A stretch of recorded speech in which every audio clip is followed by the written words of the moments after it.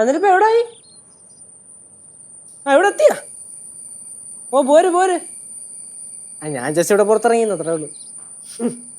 ശരി ശരി, വേറെ കുഴപ്പമൊന്നുമില്ലല്ലോ അല്ലേ? ആ കഞ്ഞി നമുക്ക് സെറ്റാക്കാം. ശരി ശരി. എന്താ മോനെ നീ വിളിച്ചോ? ഓ ഞാൻ തന്നെ വിളിച്ചോണ്ടിരിക്കുകയായിരുന്നു, ഇവിടെ എത്തിയെന്ന്. ഓ സമാധാനമായി. ഇവിടുന്ന് പോക്ക് കണ്ടപ്പോൾ ഞാൻ വിചാരിച്ചു അഡ്മിറ്റ് ചെയ്യുമായിരിക്കുമെന്ന്. ഇല്ലില്ല, ഡ്രിപ്പ് എന്തോ ഇട്ടെന്ന് പറയുന്നുണ്ടായിരുന്നു.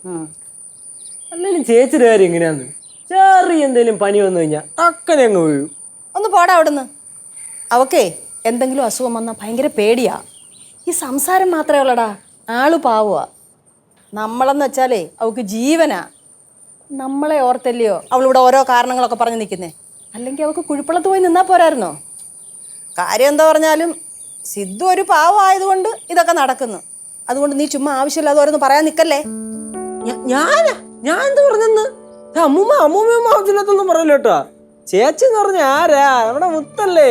മാത്രമല്ല ചേച്ചിക്ക് ഞാനെന്ന് പറഞ്ഞ ഭയങ്കര കാര്യം. അത് നീ മുതലാക്കുന്നുണ്ട്. പിന്നെ ഞാൻ മുതലാക്കാന്ന് പറഞ്ഞ ആര് മുതലാക്കായി? അമ്മൂമ്മ അതെന്റെ ചേച്ചിയാണ്.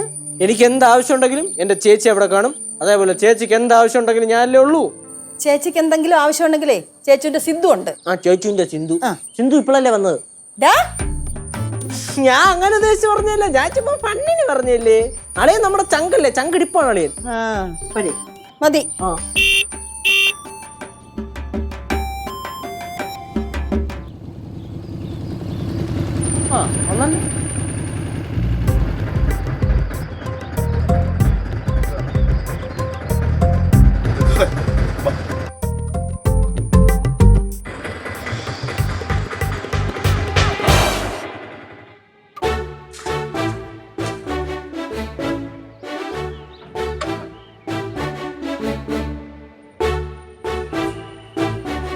ഡോക്ടർ എന്താ പറഞ്ഞു മോനെ?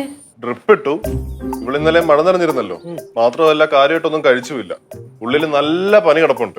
അപ്പൊ ഭക്ഷണം കഴിച്ചിട്ട് മാത്രമേ മരുന്ന് കൊടുക്കാവുള്ളൂ എന്ന് പറഞ്ഞു മരുന്നും തന്നിട്ടുണ്ട്. അമ്മൂമ്മ ഇന്ന് കഞ്ഞി കൊടുത്താൽ മതി. കഞ്ഞി കൊടുത്തിട്ട് ഈ മരുന്നുകൾ കൊടുക്കണം, കേട്ടല്ലോ?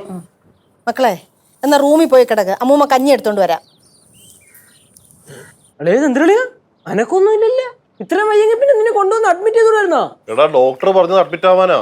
പക്ഷെ ലച്ചു സമ്മതിക്കണ്ടേ, ഇങ്ങോട്ട് വരണോ എന്ന് പറഞ്ഞിട്ട് വാശി പിടിക്കുമായിരുന്നു.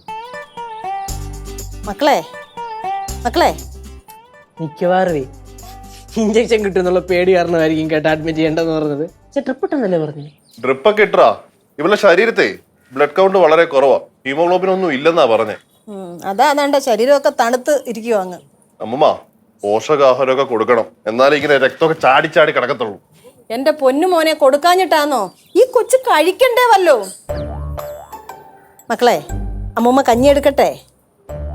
മക്കളെ കഞ്ഞി എടുക്കട്ടേന്ന്. കേശുവാ കഞ്ഞി, ഞാനല്ല. നീയാ കഞ്ഞിന്ന്. എന്തോ കളിയത്? എടാ കുറച്ചു നേരമായിട്ട് ഇങ്ങനെ പിച്ചും പേയൊക്കെ പറഞ്ഞോണ്ടിരിക്കുക. ഒന്നുമില്ല, ഭക്ഷണം കഴിഞ്ഞൊന്ന് ഉറങ്ങി എണീക്കുമ്പോഴേക്കും എല്ലാം ഓക്കെ. ബാ ഭക്ഷണം കഴിച്ചിട്ട് നമുക്ക് ഇനി ഉറങ്ങാം. ബാ ബാ ബാ. കിടക്കുമല്ലേ, ശല്യപ്പെടുത്താതെ പോവാം. ഇതാണ് ലജുസേ, നമ്മളിപ്പോ ബെഡ്റൂമിലല്ല, നീ സിറ്റ് ഔട്ടിലായിരിക്കുന്നേ. ബാ എണീക്ക്. എഴുന്നേക്ക്.